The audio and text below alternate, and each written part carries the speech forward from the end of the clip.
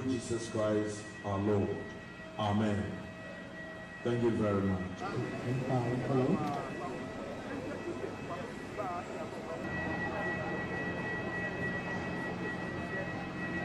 Atsu played for the Black Stars, and he was much loved, and we will sorely miss him.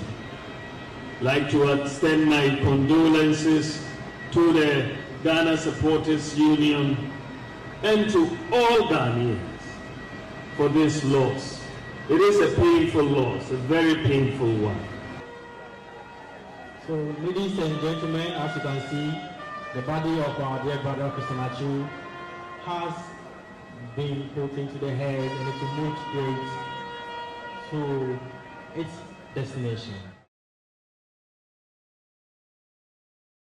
Thanks for watching our YouTube channel. Follow today's top stories and breaking news by downloading the NBC News app.